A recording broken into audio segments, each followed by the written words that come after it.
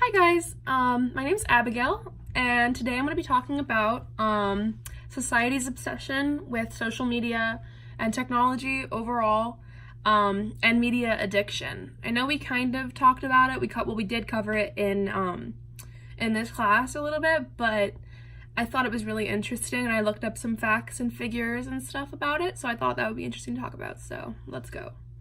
So I started with the University of Maryland. They did a big study a while back, and they found that when students' phones were taken away for a day, they gave them a log and they could write down everything that they were feeling. The separation from their phone was almost like a withdrawal from drugs. It was a lot like a withdrawal from heroin, which is really interesting because it's just a phone, but it holds like all of our life within this phone. So when it's taken away from us for only a day, we still experience withdrawal symptoms as if we're addicted to heroin or crack or something like that. So it's like such an interesting fact, kind of. Like, you would always say, most people would say, that's not me, like I wouldn't feel like that. But you never know until you're in that position when your phone's taken away from you. Like, people are dependent on their phones. A lot of people will argue against it and say, no, I'm not dependent on my phone. Like, I can go without my phone for a little bit and maybe for a bit, but after a certain period of time, you're gonna experience withdrawal from it. It's something that you have on you 24/7, basically. You have it when you're in class. You shouldn't, but you probably have it on you when you're driving. You know, it's basically like a part of your flesh and blood. So yeah, they felt it was as if they were on drugs, basically. And the dependency felt between a phone is a lot like in the brain. It's a lot like the dependency on drugs. Whenever people are on their phones or technology, the stimulation in the brain, a study said, that it's similar to that of drugs. And a lot of the time, using technology actually gives a release of dopamine, which is something that usually comes out in like sexual content. Usually that's when dopamine's released, and it's like the happy endorphin basically in your head. So it's interesting that technology kind of releases that. Like, technology really does do a lot that we don't realize that it's doing. But there are a lot of positives of technology. It does connect us to people from, across the world. There's a lot of positives, but at the same time, there's a lot of very big negatives that can't just be skimmed over. Like suicide rates. One of the studies that I looked up, it said that I think it was suicide rates raised by maybe 33% in females because of, like, in the most recent years of technology usage, and it was correlated with that.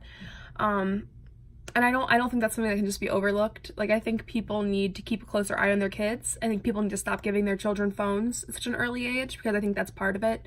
Cyberbullying is a big part of it. I mean, it's hard to stop bullying. It's not something that you can just be like, oh, we can stop bullying. It's people have been saying that forever. But it's almost like disgusting to think that people bully each other bad enough through social media that they actually end up killing themselves. Like, that's disgusting, and that's not okay.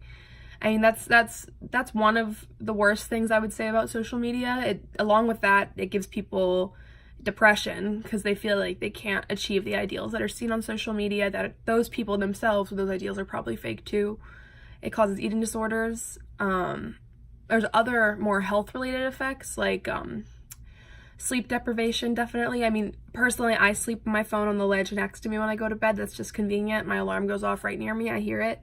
But most people sleep with their phone. Most young people sleep with their phone near them, and that is kind of weird. Like, a lot of old people find that weird, and I can see it from their perspective and think that is kind of weird. And another thing is car accidents. A lot of fatal car accidents are attributed to people being on their phones, texting, checking things when they shouldn't be. I mean, you should never be on your phone while driving. Driving is hard enough. You shouldn't be checking, and it's an articulate thing that you have to do, being on your phone and pressing things. So the fact that you would do it while driving is really stupid. And most people do. Most people won't admit to it.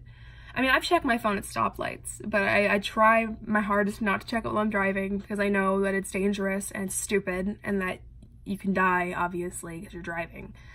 But yeah, no, all in all, again, there are positives. I mean, social media, it can be a great thing, but the name social media isn't really accurate, because in recent years, basically, it makes people less social.